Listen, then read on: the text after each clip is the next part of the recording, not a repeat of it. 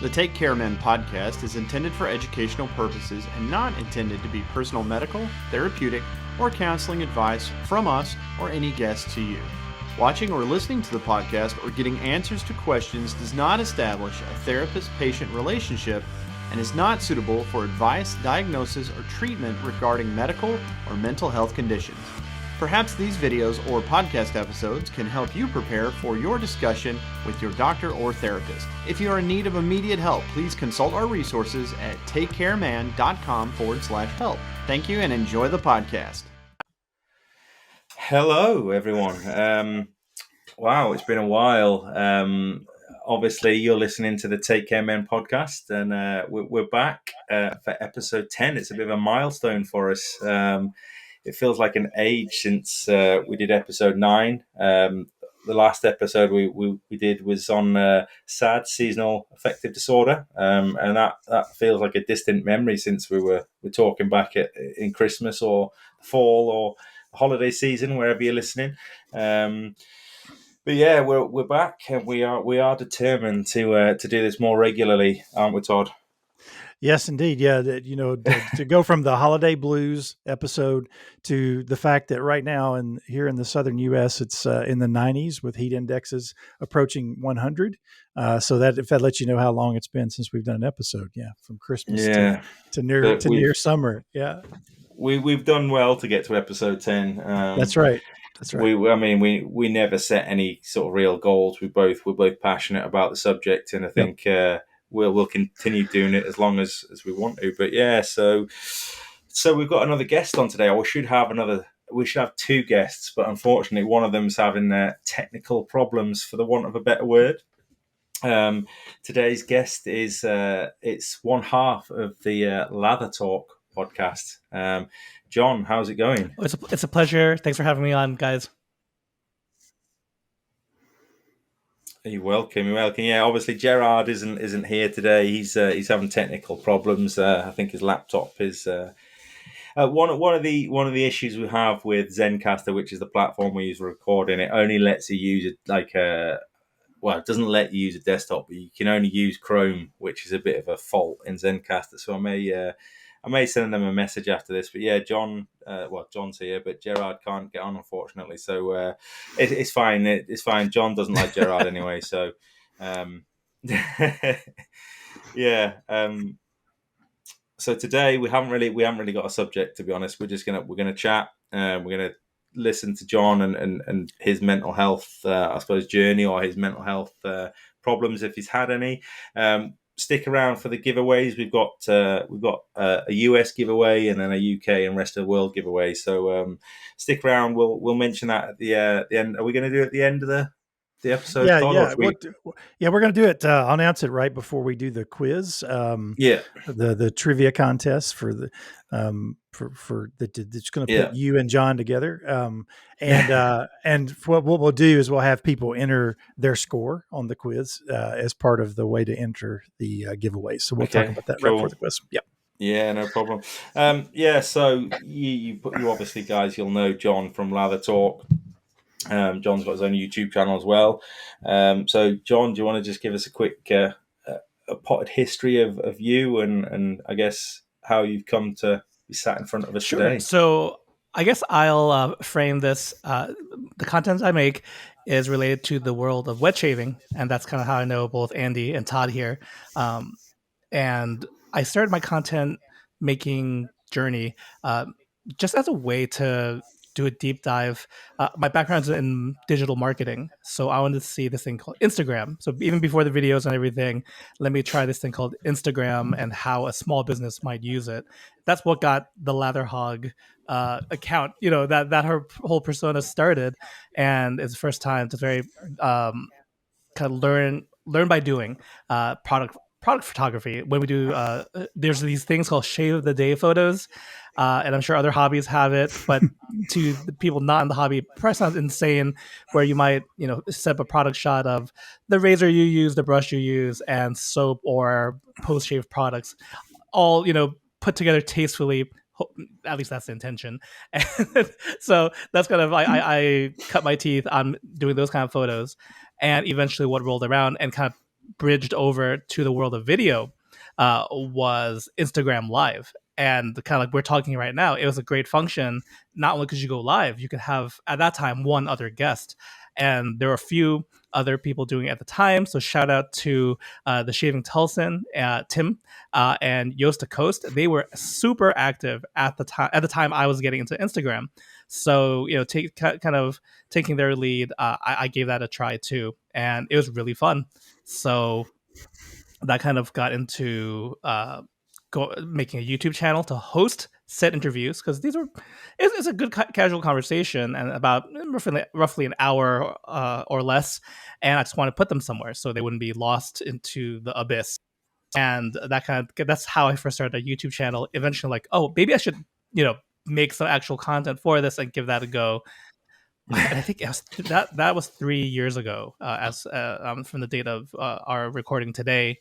And from there, it's been a really interesting journey. From there, how it ties back to, I guess I should try to tie back to like mental health. But I think as fellow content creators, we put ourselves out there in front of the camera. Our audience, there's at least this feeling, whether it's true or not, of them knowing us, or some facet of us, or a person, some version of us.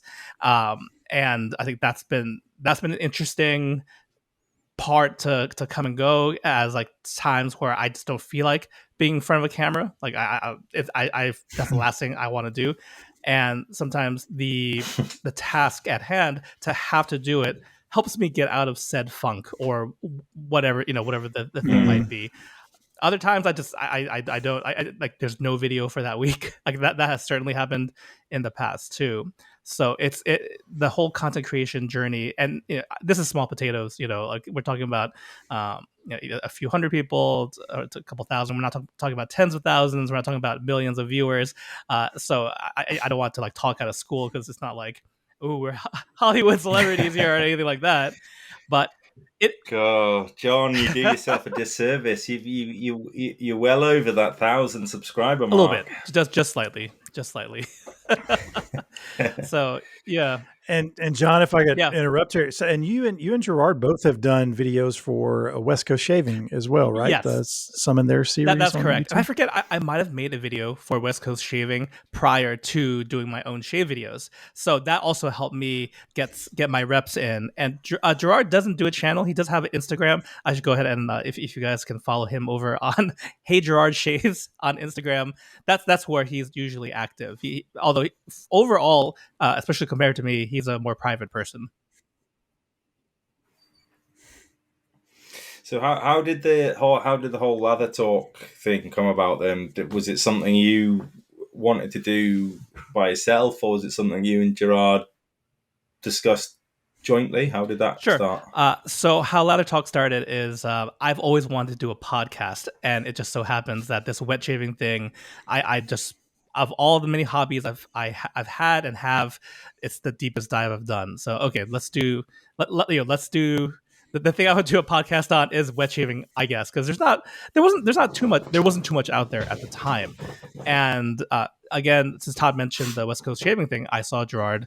He's another Asian American that is doing videos for West Coast Shaving, and I think there's something to be said about. I don't nearly talk about this enough, but about representation, from whether it be like men and women in the wet shaving space, or different racial backgrounds, and just what each person has unique to bring. So I kind of want to team up with another Asian American. It wasn't like it wasn't a must have, but it just so happens that like we kind of became friends.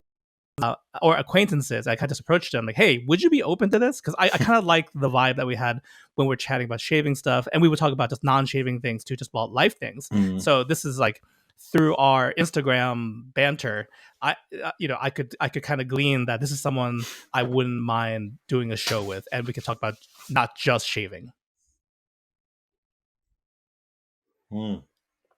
Yeah, I think that's I don't know how long have you been doing Lathertalk? That's about now? 3 years too. So it kind of is almost as 3 years. It's pretty much the same length of time, or sorry, the same age as my YouTube channel. Yeah. Okay.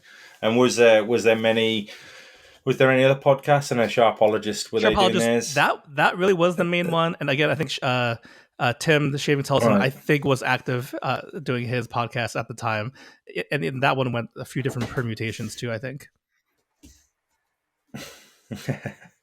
Yeah, it's like I say, we mentioned it. It's quite a niche, I suppose, subject matter, isn't it? Oh, wet absolutely. shaving, and it's but the platform is massive. You know what I mean? It's not just. I'd love. I mean, me and Todd we have all these ideas of getting these guests on, and so, at some point, it's going to sort of, I don't know, it will get the momentum that it deserves. You know what I mean? But it's a niche subject. So let's move on. Let's talk about your own sort of mental health journey. Have you ever suffered at the hands of mental health, or have you been quite fortunate? Have you had sort of bouts of mental health? Sure. So kind of as we're preparing for today's episode, it's a topic. First, let me say that it's a topic. It's one I'm so glad you guys are tackling it. Just to have more, especially men, talking about mental health and what it's look like to have good emotional health. Super important, and that's always been important to me about talking about things about coming from. So my parents immigrated from Taiwan, and you know that Asian immigrant experience. A lot of times you don't air your dirty laundry. I'm gonna have to jump in, John. Sorry, I'm gonna have to jump in because I get excited when somebody has something in common. I've actually been to Taiwan. My brother's married to a girl from Taiwan, so I've actually been. I've been up the Taipei 101. Yep. So excellent. But anyway, sorry, I was just excited. I didn't know that. No, it's a beautiful place. Very, very hot in the summer, since we're kind of talking about the changing of the seasons. But what was I saying? So like the norms typically in the Asian community is like the idea of therapy. I think that's very much linked to mental health, a good mental health practices, and sometimes that's not really seen. It's something you just kind of keep to yourself and keep your head low. I don't want to say that my parents were like that. They're actually very open. They're very affectionate, going against stereotype, but whatever they fostered was just like kind of pursue what makes you happy. You don't have to pretend. You don't have to fake who you are just to have a good self-image or portray the family in a good way. I think that usually is a big thing where it's like you got to save face, you got to portray our family in the best light. Like they've always been more even keeled about that stuff. So I'm very fortunate in that way.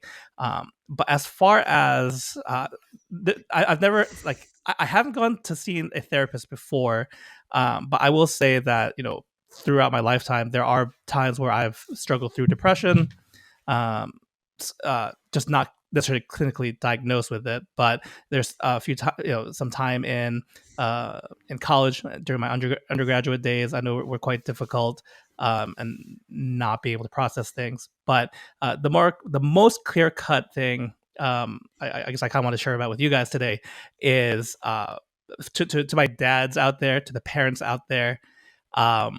This was probably 4 or 5 years ago, but there just came a time I had both kids. I have 2 children, 2 beautiful children who are 9 and 6 right now, son and daughter.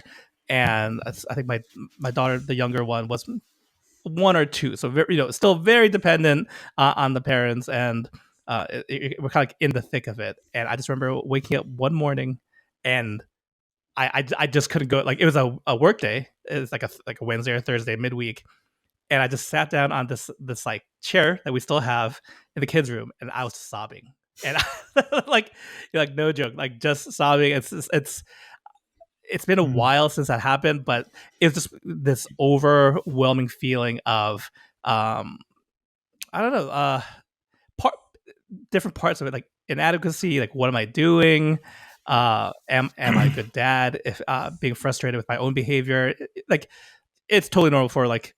You lose your temper, or you might yell at your kids and stuff, but it's just like even that kind of stuff, it gets to you. you compare yourself Right. Yeah. with family, friends, and other stuff. Either way, all that stuff just really hit me, and I'm sad to say I that probably would have been a good point to seek professional help, but at the same time, I didn't bottle it. I didn't bottle it all up either. So my wife, very loving, a great listener, we're able to process through that. She's very super supportive, and I think without her.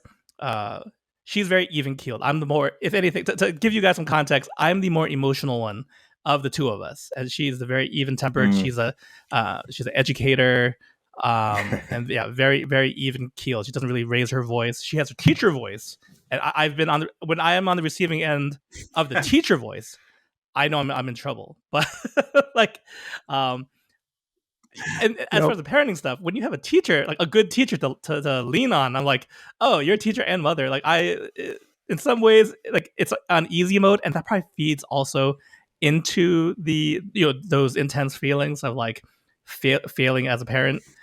But at the same time, it's a huge safety in that. So that's kind of my experience with mental health. Yeah, when we had Drew Williams on from the Whisker Assassin channel, he talked about that he actually went through something akin to like postpartum depression. But it, obviously being a male, he was like, "Is this even a thing? I thought women were supposed to go through this." But he experienced that kind of thing after the birth of, I think, his first child. And I know for me, when my daughter was very young, like, that first couple of years we were zombies because she wasn't sleeping great, and you just hit a point where the gas gauge hits empty, right? Like you just are out of, resources, and no one just being able to like function and go to work and learning how to balance that, like, between, your wife, like who does what and when do they do it. And, like all that, kind of stuff. It's tough. And I don't think people talk about that enough. I think we kind of romanticize, and it's a beautiful, amazing time, right? To be a dad of young kids, but it's also like, you really have to get your sea legs, so to speak, under you and figure out like how the heck you're going to function. It's a tough time, no doubt. Yeah. I think there's a lot still, even in this modern 21st century, there's still pressure on certainly males, or not necessarily males, the breadwinner of the family to be, that's all they are. They go out to work and they provide in a financial sense. And I know from my experience, I'm quite a traditional person, but maybe that's like, I don't know, from my Victorian past, you know what I mean? But in the UK, but not to the point where I expect like a woman to walk 2 feet behind me, but I see myself as the person that goes out to work and earn the money. And then when we had my first, well, we had not my, but our first child, it was all right. I coped, you know what I mean? I was working full time, and then I'd come home and help my wife. And well, to be honest, she was off work. She was fortunate that she could stay at home, and then we had our second, and then it kind of got a bit more difficult. And I think the relationship with a child or a baby, certainly when they're a baby, is important as well, because I didn't have a great relationship with my second child, and it was difficult. I mean, she didn't want to bond with me, and I wanted to bond with her, and all of those things add up, and the build up. When you do certainly mental health training, they talk about the bucket. Some people use different analogies, but there's a bucket where you have a point where that bucket will spill over, but you've got a tap on the bucket as well. So certain things make that, I suppose, stress bucket go down, and then eventually you get to a point where you can't. And I think I got to that point with my second, and then we eventually had our third, and I'm glad we do. I wouldn't change my kids for the world, but it got to the point where I was working, and then I was coming home and having to try and help out with bringing the kids up, and you gets to the point where you just can't or certainly some people can't cope. I know me personally, and I'm not an emotional person. I'm not emotional. I'm not I don't show my emotions, and I think that again that comes from my military background where they suck all that out of you. You're not allowed to show emotions, and you're not allowed to be empathetic. Mm-hmm. Is that the word? Yep, that's it. So if something went bad, like my wife's mum, she passed away when I was in Afghanistan. And I'm not saying that I obviously I was sad when it happened, but I find that hard to sort of process because I've not. It was not something that has ever drummed into me, because that's when I joined the army. I was still a kid. I was 18, and I guess that's all I've ever known. And that plays its part on stresses and relationships. And we haven't done an episode for ages, but the more I've sat down and thought about it, I think I did, and I still do. I suffer with stress, and that's of my own doing. You know what I mean? But at the point when, not long after we started doing this, my last job was causing me massive stress. But I think the more I think of it, my personal situation is the sort of reason for my mental health problems, and that's something that can be dealt with. You know what I mean? But some people who have sort of long-term depression and mental health issues, that I'm waffling a bit, but I suppose that's what I'm getting at, is there's two sides. Like there's your side, John, where you were talking about you just kind of sat down and started sobbing, and that's more of a I suppose a personal reason for suffering from mental health, and then you actually got the sort of, I don't know, what do we call it, Todd, the medical side, like the schizophrenia. So there is. Yeah, you have there's kind of two sides of it. Like there's the sort of the genetic predisposition and the sort of, biochemical, even sometimes structural, like predisposition to have mental illness. And then you just have the stressors in life, like that build on top of that. Right. And John mentioned, also like being in, working on his college degree, and that those age range of the early to mid 20s is really a vulnerable time. And a lot of times people will have underlying predispositions for mental illness, and then stress will actually bring that out, during that time. But yeah, I mean, the continuum of like mental health problems runs from, the day-to-day sort of struggles we all, face with, and good mental health hygiene, if you would, just like trying to stay on top of things, all the way to people who have what we would call, by the way, my neighbor's mowing the yard. I don't know if you can hear that. You're okay. Serious and persistent mental illnesses. Yeah. Okay, good. But yeah, so those serious and persistent mental illnesses like, schizophrenia, bipolar disorder with psychotic features. Yeah. Those are really, tough illnesses to deal with. And something like schizophrenia is not curable, but yeah, it runs, the continuum. And it's so much of how we look at mental health is, yes, all those underlying factors that could make you more susceptible to mental illness. But as you were using that bucket analogy, Andy, that's a very good one, in the sense that, we're trying to maintain equilibrium. Like there's the resources, the energy, all that we have, and then there's the demands that life places on us. And when those demands are greater than the resources we have to meet it, like that's the natural thing that would happen, is that we get overwhelmed, we get overloaded, and we start looking for, like, how do I either reduce this load, or how do I bring my resources up, either through my own means or surrounding myself with other people? Because yeah, life can just get to where it's demanding way too much of you. Yeah. I think the point I was trying to get to, and I have a habit of waffling, like your situation you mentioned, John, you never went and sought therapy or counselling, but I think there's certain situations where that helps a lot of people. I know I've been taking medication since the start of last year, but I think the counselling and the therapy side of things helps me more than the medication side of things, because it is more of a personal driven, I suppose, stress and depression that I'm suffering from. So you may have found that actually going to get some sort of therapy or counselling or psychotherapy may have helped to that point. And I think that's one of the main stigmatisms that there still is, that people think, well, if actually I go and speak to a shrink, for the want of a better word, that makes them out to be a psycho or a weak person. But actually, it may be the right thing for you to do in the situation that you're in. It may not be something that can be helped with like antidepressants or some sort of drug. It literally talking to people. I'm quite a bit of an introvert, but I do find talking to somebody neutral helps me.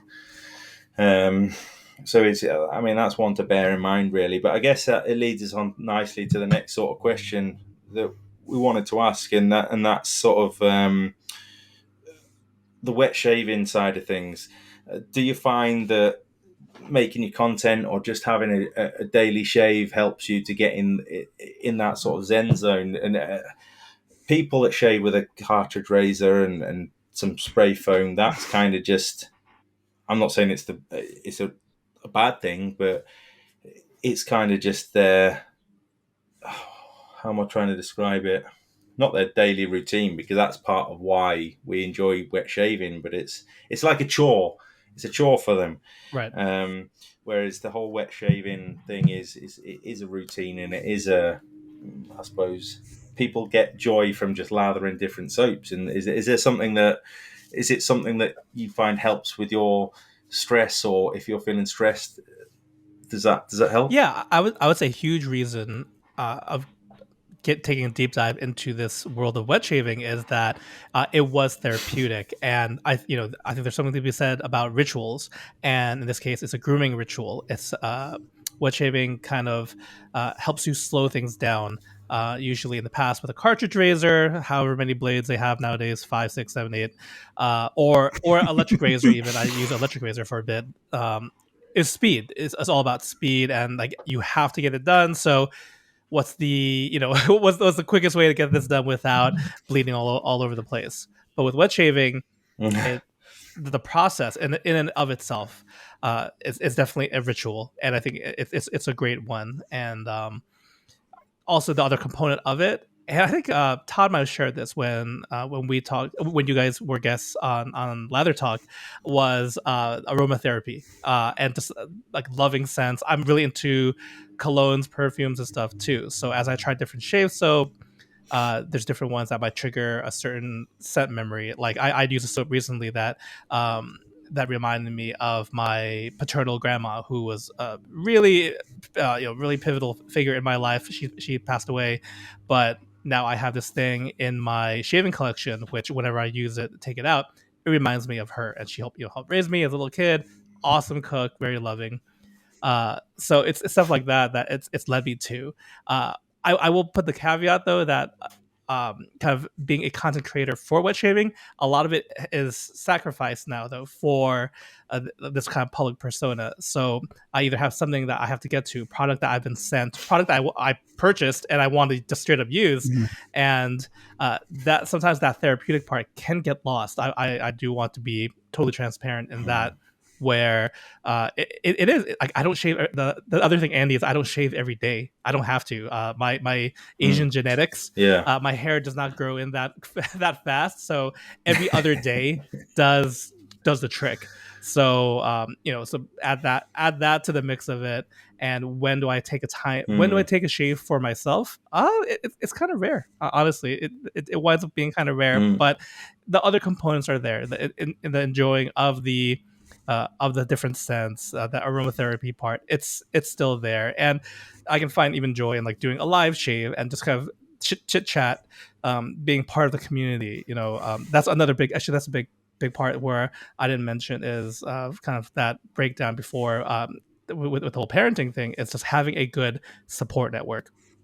So I'm glad to say, besides my wife, which I mentioned here, I have a few friends that I've known for a long time through my local church that provide so much support, and even through the world of wet shaving, being in it long enough now where I've met really good friends where I can share. There's a handful I am open to share, and it's reciprocated. I think that's a big thing if you're looking for that inner circle of people, to be mentally healthy, and when you have a struggle, that you're open to talk to them. Like don't bottle in.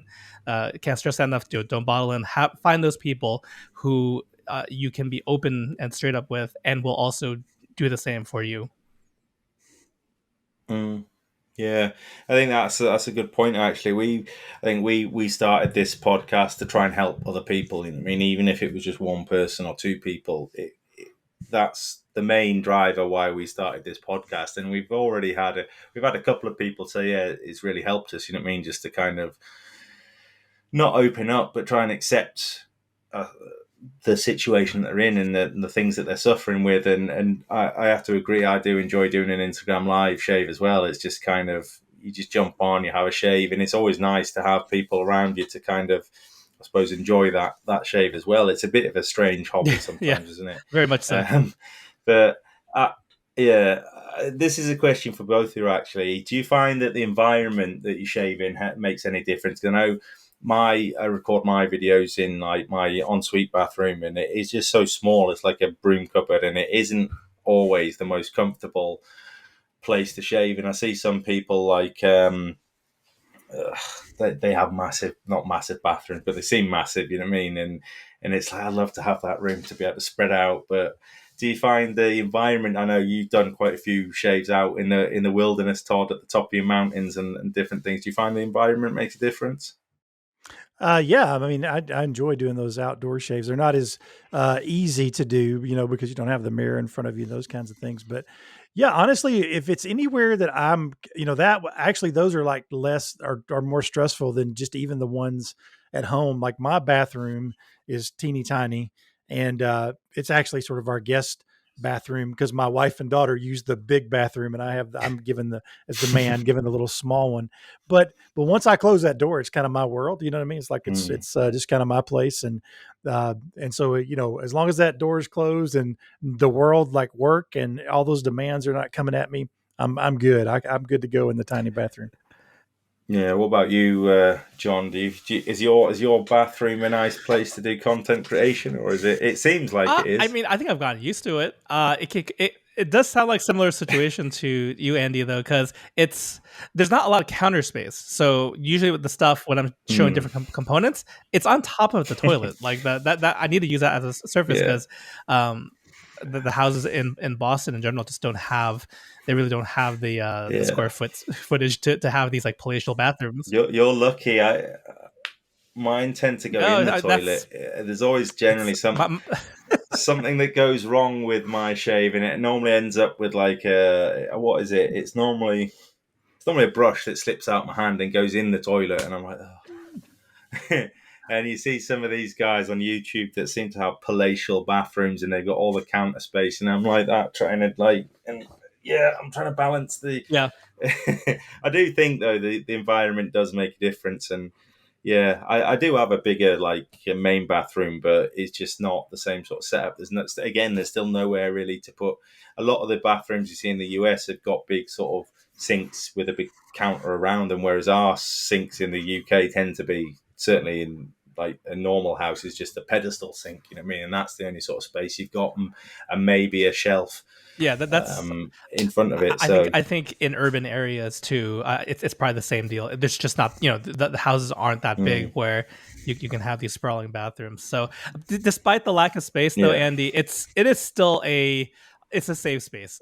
I mean, like, there's no other way to put it. It's a safe space. I have, luckily, there's like a big enough like storage space behind me where I can put all the things I need to. So I don't feel like I'm all my stuff is in another room. I got to pull it in. It's a nice space to kind of just. I've just come up with a new shaving hack. Actually, you see these. They're like sometimes stainless steel, plastic, like razor holders, and they're normally designed for cartridge razors. But I bought a load off Amazon. I think there were like 10 of them for £6 or something. And a double-edged razor doesn't fit on them very well. But if you get a hammer and just flatten out the two prongs, I've stuck a load of them inside my medicine cabinet. So I just instead of having them piled up on each other, and I've put some like neoprene strips on them as well, so they don't move about. And I'm quite pleased with that, actually. So it's all about making it your own, like say, and making it your space. Is another question for you both there? Is there a YouTuber or a content creator who's shaved den that you're envious of? Whose do you like?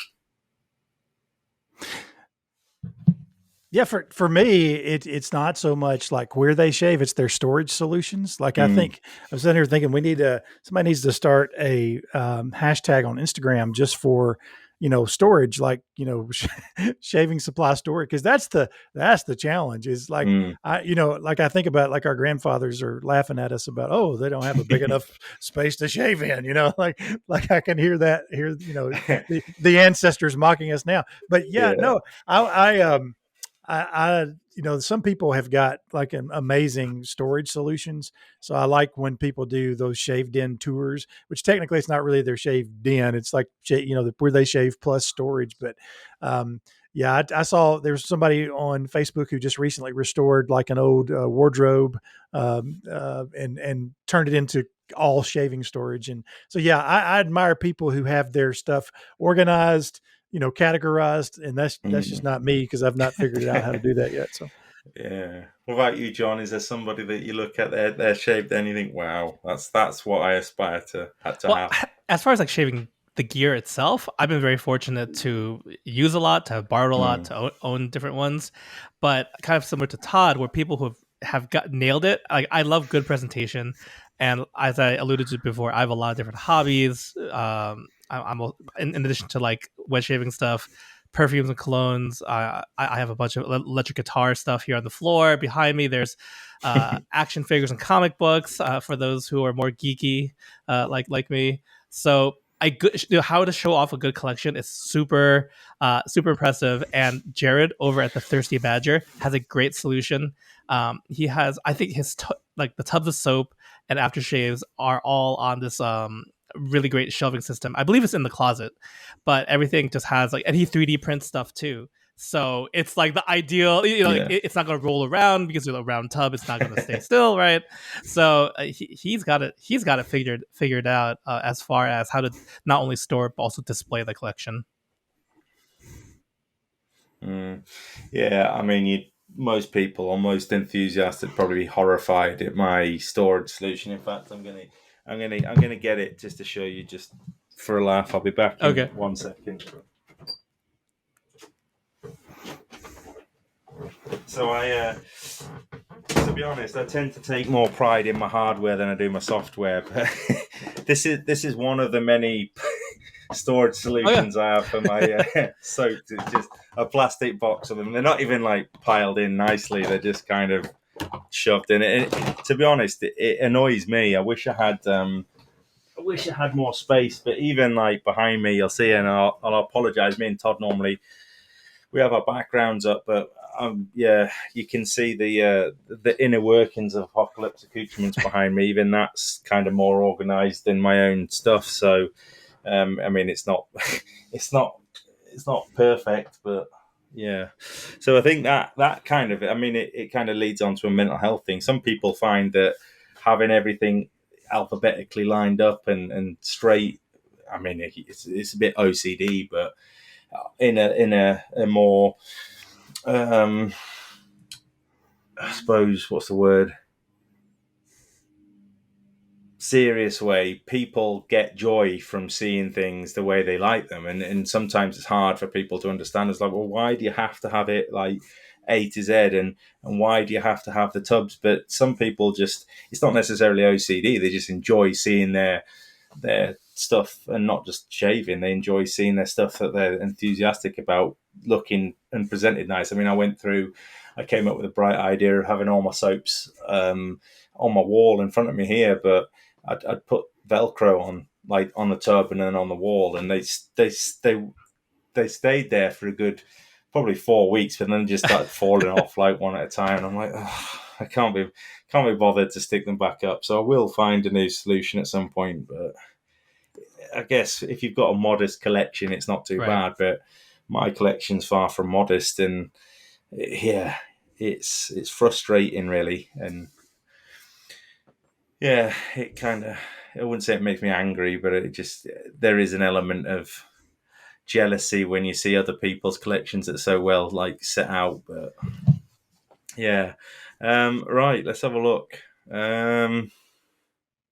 So if I could jump in here, jump in here with a question for John. So So, other than like we mentioned wet shaving being beneficial to mental health, is there any other practice or something you've learned along the way you've incorporated, not related to wet shaving that's helped you stay on top of, the stresses of life? Sure. I think self-reflection and kind of really knowing yourself, because I think as stereotypical men, right, it's like, okay, if there's some sort of stressor or whatever, if it's not life-threatening that you could determine right now or immediately have to be dealt with, we kind of just push to the back of our heads. It's like hopefully it goes away or something. But I think, as I mentioned before, I'm well, maybe I didn't, but I'm very much a verbal processor.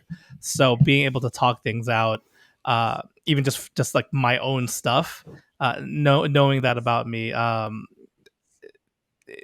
that keeps me afloat, because if I don't do that, everything's just kind of a jumbled mess. I think it starts coming out where I just become really really irritable, or very scattered. And I'll know it too. Like, I'll see the signs where it's just like, after grocery shopping and just forget to put the stuff into the fridge. Like, oh wait, what happened here? Like, little signs like, oh, maybe there's stuff inside that you need to process. So I know that kind of thing, which it has been hard, especially I know you guys have talked about with other guests, like as far as like mental issues and mental stressors. The pandemic was, man, that was a hot mess as far as that goes. So I'm very much in that time now where I still feel like I'm coming out of a fog or out of a cave, and try to re-enter society in some ways. And that includes like how to be cognizant and kind of these good practices. So in some ways, I'm relearning old stuff, Todd, but also trying to figure out going forward, like what are good things, good healthy things to put in place. Yeah, Yeah, that's a good point. Yeah. Good point. Yeah, and one follow-up question. You mentioned earlier sort of your, being from the Asian American community, and I kind of want to ask you a question about that. First of all, let's acknowledge Asia is a large place. Like, I feel like Americans always reduce. You know what I mean? Like, they're, like saying you're Asian is like saying you're from Europe. I mean, it's just, it's not. You know what I mean? Like, and what I mean is that Americans, tend to oversimplify things. And I've got some friends who are Asian American, and they frequently get frustrated with questions of like, "Where are you from?" Right. And they're like, "I'm from Tennessee." Like, what do you mean? Where am I from? Like, I was born and raised here. And so I'm just curious. Like, what are some that you mentioned? Sort of that, maybe reluctance, culturally to perhaps get therapy, things like that. But what and again, not to have you speak for an entire culture of men, but. Right, we are back for the second time this evening. We've had technical issues. I think it's not the first time it's happened, Todd, is it? Oh, not at all. We've had to record a full episode again, so yeah, we're quite fortunate. But yeah, it leads us on quite nicely to the giveaway and the quiz part of the podcast. So yeah, I suppose the serious side of the podcast is out of the way. But yeah, so just a couple of things really. As we mentioned, or as Todd mentioned at the start of the episode, we've obviously got our giveaway. The back, we've got two giveaways. We've got one for the US, and then we've got one for the UK and the rest of the world. So all you have to do to enter is let us know how you got on with the quiz. So you can either email us at the Take Care Men pod@gmail.com with your score, or you can comment on YouTube or Instagram, any of our Instagram posts, and we'll tally up the entries, and next episode we will depending on how many get, we'll do a little what do you call it, the Wheel of Fortune thing. But we generally don't have many entries, do we, Todd? So No. I think your chances are good. Your chances are great. your chances are good. So yeah, for the US giveaway, we've got a $20 gift card from the Razor Company and from Crowne and Kane. So thank you to those guys for donating those prizes. And then for the UK and the the rest of the world. Obviously, I'm going to donate a £20 gift card for Apocalypse Accoutrements. And obviously, that's not obviously, but we've still got some HC&C stuff to give away. So we've got, I think there's a few razors, there's some shave sticks, there was some shaving pucks as well. So you can choose. So we'll have two entries for the US, 2 for the UK, and the rest of the world. So if you get the HC&C, you can either choose a razor or a shaving stick or whatever it is you want to choose. Also, I'm going to throw this one in as well because I'm a generous kind of guy. Listeners of the podcast, I'm going to put up a 15% discount code for Apocalypse Accoutrements. So all you have to do is just enter. Yeah, there you go. Look, there's the Apocalypse Accoutrements logo. All you have to do is enter "Take Care" at the checkout, and you'll get 15% off your whole order. So we offer free shipping as well. This is a shameless plug on my part, but why not? You know what I mean? Why not? Free shipping on orders over, I think it's £30 in the UK, £40 in Europe, and £50 for US shipping, free US shipping. That may have to raise a little bit. But yeah, so yeah, feel free to use that as many times as you want. Right. It's over to you, Todd, for the quiz of the week, the Take Care Men quiz. All right. Well, I got to tell you, I was looking forward to a 3-way battle with Gerard joining us on this because I know. But you both consider yourselves Star Wars fans, correct? Like you're Star Wars people. Yeah. All right. So in honor of Obi-Wan, the series coming out in a couple of weeks, I have a Obi-Wan themed quiz here. Okay. And it's going to kind of progress from pretty easy to relatively difficult. So we'll start out with number 1, the easy one. And John, if you have something to write with there, you can just make a note for yourself what your answers are. And you won't have to show your work or anything, but just so you can keep track of your own answers. What's going on? No. How many questions is that, Todd? Is it 10 or just 10? Just 10. Just 10. There is a possibility to earn 3 points on one of them, but it's just 10 questions. All right. So number 1, what name does Obi-Wan go by while living on Tatooine in A New Hope? What name does he use? Okay. And you ready for number 2?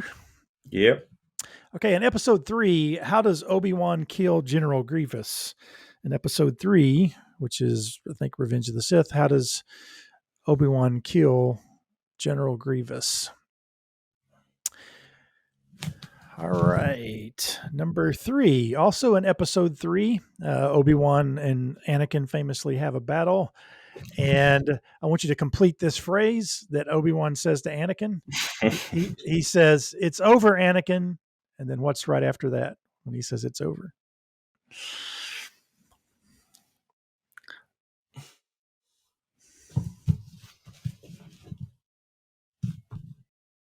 All right. Number 4.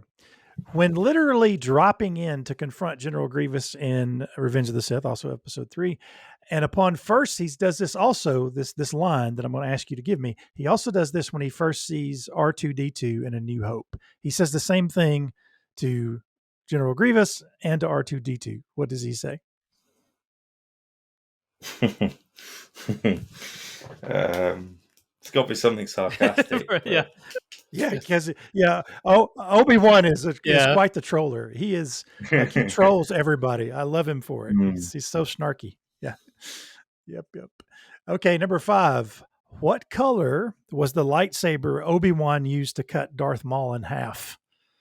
What color was the lightsaber Obi-Wan used to cut Darth Maul in half?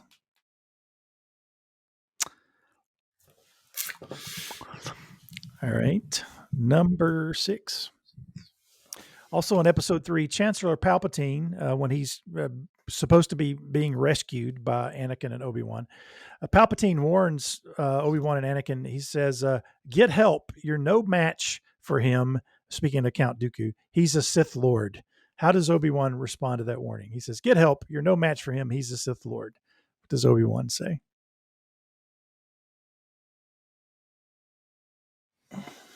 just want to go on record saying I like Star Wars. I'm not the biggest into the lore, and you've gone a lot with the prequels, which I have not seen since they originally came out in the theater.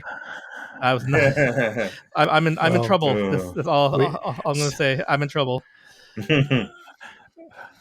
Gerard, if you listen to this, let me know how you scored, because he'll know. I'm sure they're going to disappoint me. He would do better. Yeah, for sure.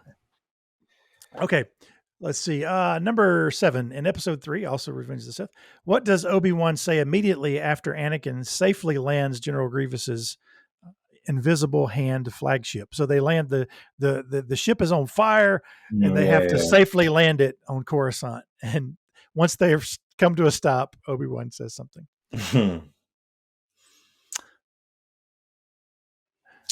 I'm also not good. I'm not good with quotes either. All right, so I'm terrible with quotes. Okay. Sorry, I may have made it too hard. And number 8 in episode 2, a death stick salesman, in other words, cigarettes, a death stick, he calls himself these death sticks. He says to Obi-Wan, hey, you want to buy some death sticks? And Obi-Wan tells him, I don't, he does a mind trick, and he has him say, I don't want to sell you death sticks. And then he tells him to say something else. What does he tell him to say then? See, I love these Obi-Wan lines. So maybe, because they're all snarky. I love them. They're funny. Okay. I know Gerard has, so I'm going to have either one of you watch the Clone Wars series. Not in its entirety, no. No. Oh no. Okay. Well, number 9. What was the name of Obi-Wan's love interest in the Clone Wars series? What was the name of Obi-Wan's love interest in the Clone Wars series? And if, in the event that you do know, you can also get bonus points for her last name and her title. That was like season 1 or 2 too. But I still don't know it, huh? Yeah. Early on. All right. Finally, number 10. So in real life, actor Ewan McGregor plays Obi-Wan in the prequels, and now in this new Obi-Wan series. Ewan McGregor's maternal uncle was in the original Star Wars trilogy. He actually played in the original trilogy. What character did he play?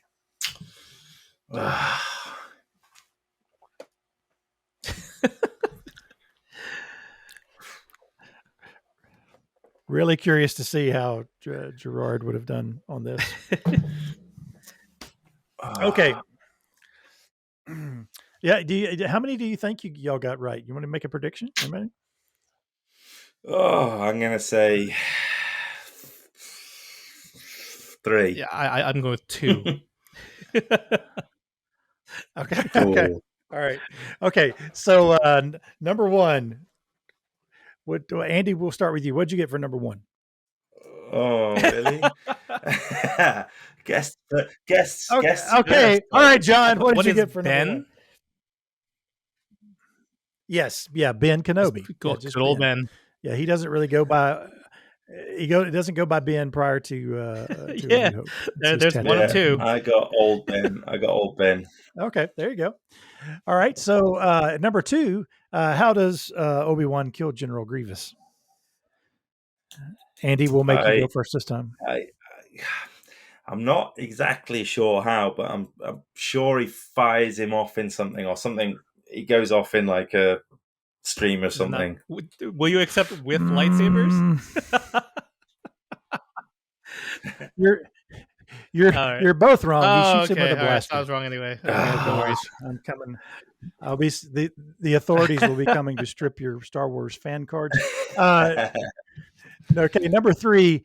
When they're fighting, he tells Anakin, "It's over, Anakin." Then what does he say? The only one. I have the high ground. Yes, that's correct. Andy? Oh, yeah, it was. No, I went with "Give me a hand," but I have the high ground, Anakin. That's actually funny. Yeah. Yep. All right, number 4. So far, what do we got? We got 2-1. Yeah. Right. John the lead. That might be all for me. Yeah. when literally, so when Obi-Wan jumps down and lands in front of General Grievous, he gives him the same greeting he gives R2D2 when he first sees him in A New Hope. What does Obi-Wan say? I do not know. Either one You're of a droid. You're a droid. He's a Grievous. That Grievous is not a that would- droid. That would technically be almost true. He's half droid, but no, that's not the answer. I don't. John, I you got do anything? not recall. He says hello Oh, there. that's so normal. Yeah, okay. to both of them. So He says, normal. hello there. Yeah. There's a great meme, by the way, of the Christopher Robin movie where Ewan looks over the bench and it's supposed to be Pooh Bear, but it's Pooh and he's got like General Grievous sabers. It's pretty funny. Number 5. What color was the lightsaber Obi-Wan used to cut Darth Maul in half? I guessed. Yeah, I guess blue. John. Andy? I guess green. It was 50-50. Yeah. So pretty much all the time Obi-Wan uses a blue lightsaber, except when he cuts Darth Maul in half because He Dang uses Qui-Gon's. he uses Qui-Gon's. That's right, because Darth Maul kicks Obi-Wan's off, and then so he has to force grab. Which is Qui-Gon's. Qui-Gon's was green. Yeah. Okay, green, all right, green got lightsaber. it.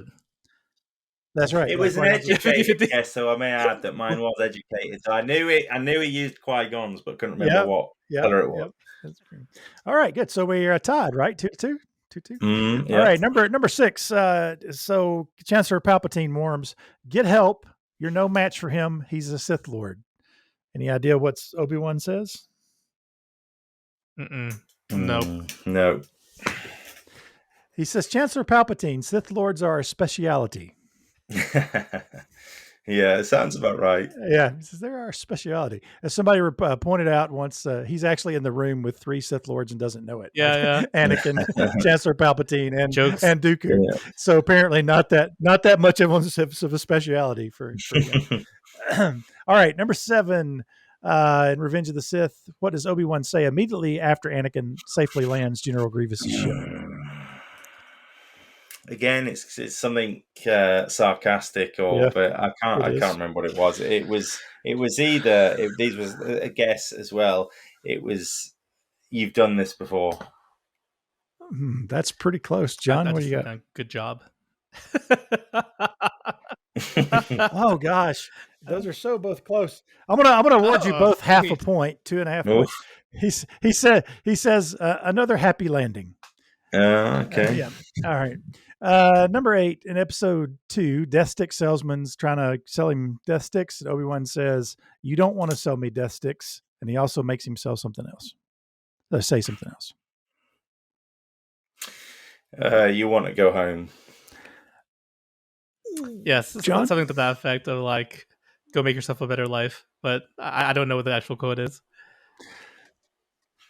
Well, I'm going to give you both half a point again. I'll take it because I'll take it because Andy got half and John got half because he says, "You want to go home? I want to go home and rethink my life." So it's both go home and rethink your life. All right, we're tied 3-3 going into number 9. These half points aren't helping.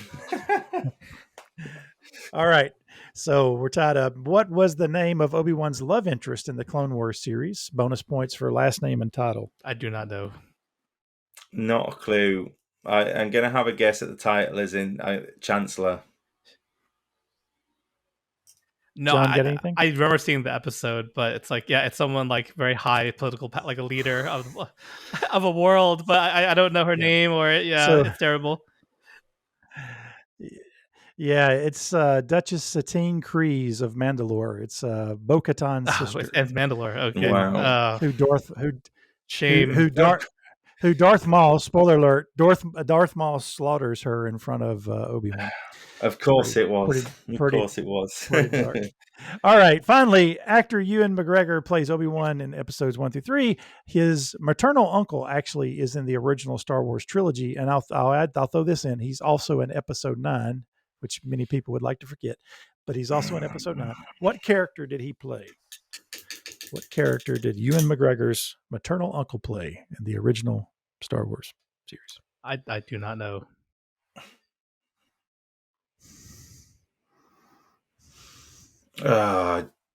General Tarkin, is it? No. All right, so he played Wedge Antilles, which is Luke's friend's man. flight. Yep, and he shows back up in Episode 9. Yeah. He's on the gunner, one of the gunner seats Yeah. in the Falcon at the end. So, well, we ended in a tie. That's great, 3-3. I'll take it. I'll take I'm it. sure I'm going to add. Gerard, I'm sure you would have done better.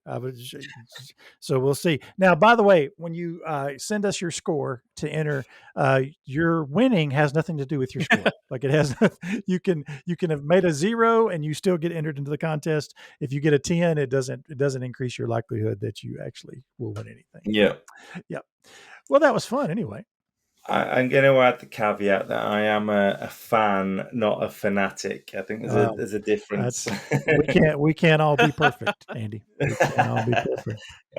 I do love Star Wars. I do love Star Wars, but it's like I can't remember the last time. I think the last movie I saw was whatever the last one was with Luke Skywalker. What is it? The Force Awakens. No, what was the last movie? You mean Episode 9, like the very last one that came out? Yeah. The Rise of Skywalker. Oh yeah. That's it. Yeah. So that was the last one I saw, and in which they ride horses on top of a Star Destroyer. They sure do. They sure do. I love the movies. I tend to if there's one on like Sky or something, I'll put it on for like half an hour, and obviously I need to put it on at the right half an hour for your quizzes. Yeah, that was good. It was challenging. Challenging for sure. I watched all of Boba Fett as well as Mandalorian, but it was good. Yeah, man, especially the prequels. I'm very fuzzy on those. But yeah, so there we go. That's episode 10 done and dusted. John, it's been a pleasure, and it's a shame we couldn't get Gerard on, but we need to find out how he would have got on with the quiz. But yeah, as always, we appreciate you coming on and taking the time out to do it. I know it's an awkward time for you guys in the US, really, at the minute, time-wise. So yeah, from me personally, thank you. Make sure you go and check out Lathertalk. You can go and you can find them at www.lathertalk.com. You're on Discord as well. Yes, we have Discord. Is that right, John? So come on, say hi to our little community there.